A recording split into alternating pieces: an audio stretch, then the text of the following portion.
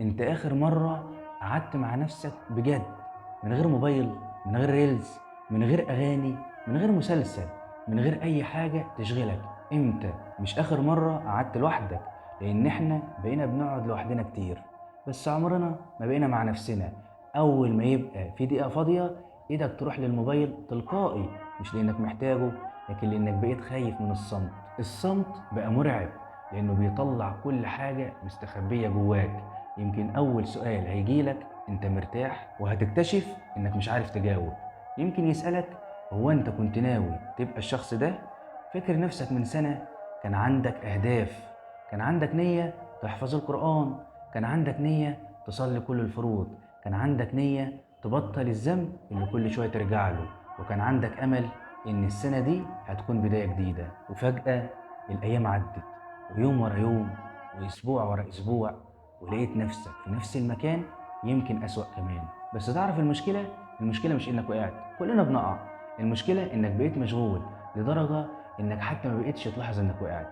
زمان أول ما كنت تغلط كنت تتضايق، دلوقتي الذنب بقى عادي. الصلاة اللي كانت بتضايقك لو فاتتك بقت تمر عادي. القرآن اللي كنت تشتاق تفتحه بقى عليه تراب. والدعاء بقى آخر حاجة تيجي في بالك، مش لأنك إنسان وحش، لكن لأن الدنيا عرفت تسرقك بهدوء. محدش صحي الصبح وقال أنا عايز أبعد عن ربنا، لا. كل الحكاية فيديو بعد فيديو، خروجة بعد خروجة، تأجيل بعد تأجيل، لحد ما لقيت نفسك بعيد من غير ما تحس. عارف أخطر حاجة؟ إنك ممكن تفضل تضحك طول اليوم، ولما تحط دماغك على المخدة تحس بوجع غريب. وجع ملوش سبب واضح، مش نقص فلوس، ولا نقص صحاب، ولا مشكلة في الشغل. هو إحساس إن في حاجة ناقصة، في حاجة كانت مالية قلبك واختفت. وده لأن القلب مش بيتغذى بالترفيه، ولا بالترند، ولا بالمشاهدات. القلب ليه غذاء زي الجسم. الجسم غذاؤه الأكل، والقلب غذاؤه ذكر ربنا. علشان كده كل ما تبعد تحس إنك تايه، حتى لو كل الناس شايفاك ناجح، حتى لو عندك متابعين، حتى لو الناس كلها بتضحك معاك، في حتة جواك عارفة الحقيقة. وعلشان كده كل شوية تدور على حاجة جديدة تسليك، يمكن سفر، يمكن لعبة، يمكن مسلسل، يمكن شخص، ويمكن شغل، أو يمكن فلوس، أو يمكن شهرة. لكن كل مرة بترجع لنفس الإحساس، لأنك بتعالج الفراغ بالحاجة الغلط.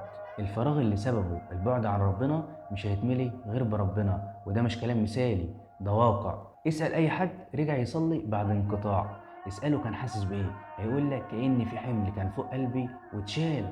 مش لأن حياته بقت كاملة، لكن لأن قلبه رجع لمكانه الطبيعي. وعارف أجمل حاجة؟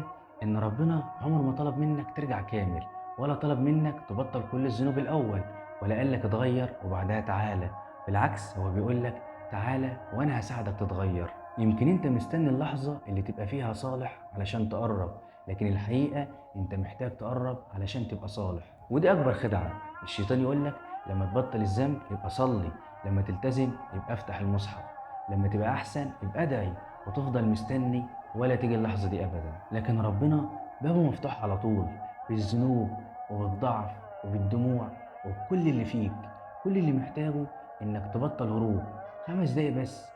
اقفل الموبايل، ابعد عن كل حاجة، وارفع ايديك وقول من قلبك يا رب، أنا مش جاي أقول لك إني كويس، أنا جاي أقول لك إني محتاجك، محتاجك ترجعني، محتاجك تصلح قلبي، محتاجك تفوقني قبل ما العمر يجري. يمكن الدعوة دي تبقى سبب إن حياتك كلها تتغير.